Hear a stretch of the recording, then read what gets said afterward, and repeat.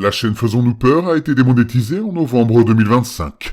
Même s'il peut vous arriver de voir des pubs sur les vidéos, aucun revenu publicitaire n'est généré. N'ayez pas peur de soutenir la chaîne à travers des donations ponctuelles, mensuelles ou des achats de très longues narrations sur le site Buy Me a Coffee. Votre soutien est essentiel pour l'avenir de la chaîne. Affreusement vôtre, la ruse.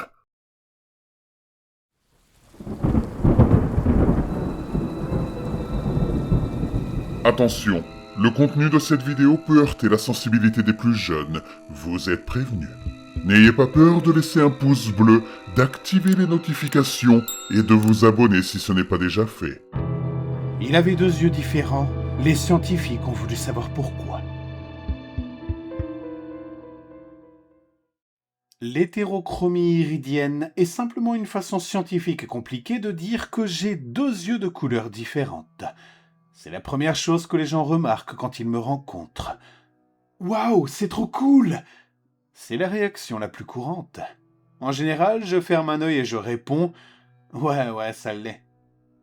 Ce que les gens ne comprennent pas, c'est que mon hétérochromie iridienne a un prix très élevé. Je ne sais pas comment c'est arrivé. Peut-être que je suis né comme ça. Peut-être que le fait d'avoir 2 couleurs d'yeux a provoqué ça, mais je suis psychologiquement instable. Complètement. J'ai 20 ans et je pourrais déjà être interné. Avant que vous disiez que je mens ou que vous partiez, laissez-moi vous préciser que c'est un type très particulier de folie. Un trouble dissociatif de l'identité. Une manière scientifique de dire des personnalités multiples. Oui, je sais ce que vous pensez. Les yeux ? Eh bien, laissez-moi vous dire que tous les spécialistes ont plus ou moins la même théorie. J'ai été le sujet de nombreux articles psychologiques, d'études et d'analyses. Et tous les grands experts affirment que mon état est directement lié à mon hétérochromie. Moi, je ne suis pas convaincu. Après tout, c'est mon esprit dont il parle, non ? J'ai bien le droit d'avoir mon opinion, non ? Certains psychologues un peu extrêmes pensent que je représente littéralement un équilibre entre le bien et le mal absolu. Selon eux, mon œil brun très foncé, presque rouge, reflèterait mon côté maléfique, tandis que mon œil bleu clair contiendrait mon côté bon, une sorte de Mère Teresa intérieure. Franchement, c'est ridicule. La psychologie est peut-être une science récente, mais quand même, on dirait le scénario d'un film de James Bond. Mais peut-être qu'ils n'ont pas totalement tort. J'aime faire semblant d'être normal. Par exemple, quand je vois ma jolie voisine d'en face, la plupart du temps j'ai envie de lui demander comment s'est passée sa journée, et peut-être trouver le courage de l'inviter à sortir. Mais parfois, j'ai envie de lui couper les tendons d'Achille et de l'attacher à un tapis roulant. C'est pour ça que j'ai décidé de suivre ce traitement. La dernière équipe de scientifiques a imaginé un plan. Me plonger dans un coma artificiel et laisser mes 2 consciences se battre pour le contrôle de mon corps. Ça paraît fou, non ? L'œil bleu contre l'œil brun-rouge. Le bien contre le mal. Le gagnant prend tout. Il m'a fallu un peu de temps pour accepter, mais j'ai finalement décidé de le faire. Je ne crois pas vraiment avoir plusieurs personnalités, mais je sais qu'il y a quelque chose qui ne va pas chez moi. Dans tous les cas que j'ai étudiés, les personnes ont 2 identités distinctes. Moi, non. Je suis Jordan Cormack et je n'ai jamais cru être quelqu'un d'autre. Ma mère, elle, est convaincue que j'ai une autre personnalité. Simplement endormie dans mon subconscient. Elle m'encourage à accepter le traitement. Quand elle m'en a parlé pour la première fois, j'ai eu envie de lui découper les oreilles et de les lui faire manger. Avec de la sauce tartare.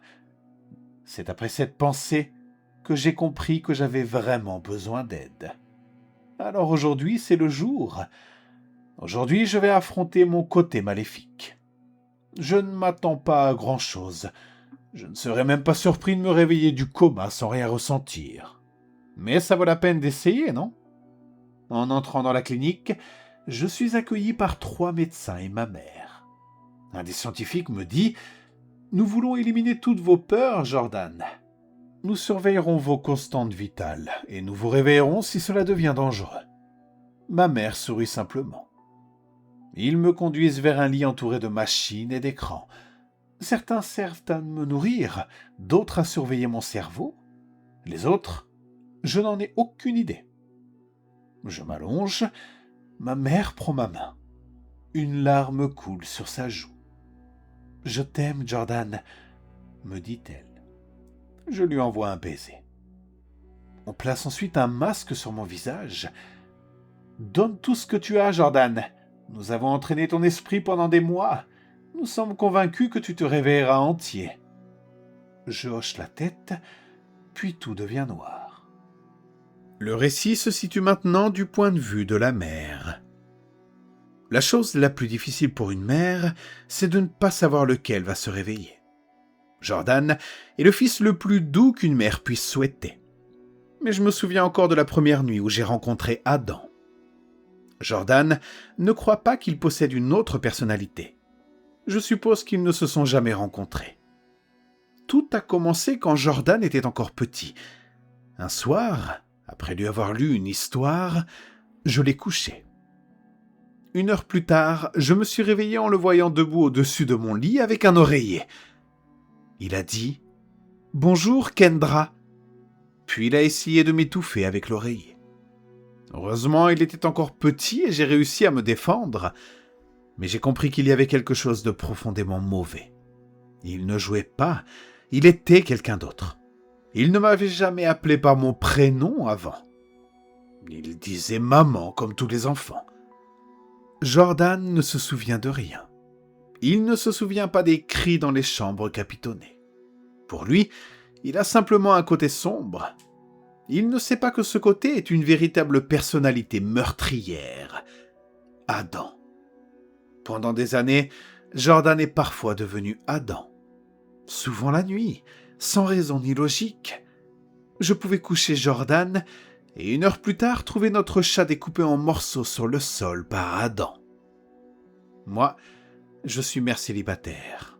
J'ai consacré ma vie à mon fils. Je ferai n'importe quoi pour qu'il aille mieux. Je ne veux plus jamais rencontrer Adam. Les médecins ont réussi à enfouir Adam dans son esprit et à faire oublier son existence à Jordan. Mais je sais qu'il est toujours là. 2 ans plus tôt, je lui ai demandé de sortir les poubelles. Il m'a regardé avec un sourire terrifiant et m'a dit « Fais-le toi-même, Kendra ». Puis il a cligné des yeux et m'a demandé « Est-ce que j'ai dit quelque chose, maman ?» Et c'était Jordan. C'est pour ça que j'ai choisi ce traitement. Je ne peux pas aimer un monstre. Soit Jordan reste, soit plus rien. 2 jours passent pendant que Jordan dort. Puis, à 3 heures du matin, il commence à convulser violemment. Je crie « Réveillez-le !» Les médecins répondent « On ne peut pas. S'il se réveille maintenant, son cerveau sera détruit. Il doit se battre. » Après plusieurs minutes, il décide qu'il est possible de le réveiller. Je regarde mon fils. « Faites-le !» Le médecin injecte un produit dans la perfusion. Dans un bureau non loin, 2 médecins discutent. L'un d'eux dit « Nous avons peut-être commis une erreur. » Il pensait que l'œil brun représentait la personnalité maléfique. Mais peut-être que c'est l'œil bleu. Les choses les plus maléfiques sont parfois les plus belles. Il décide de ne rien me dire.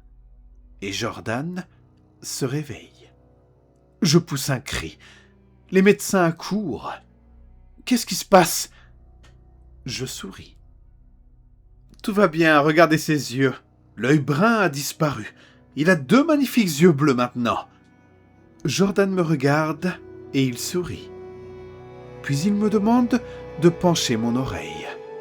Je me rapproche de son visage et je l'entends dire calmement « Tu vas en chier, Kendra ».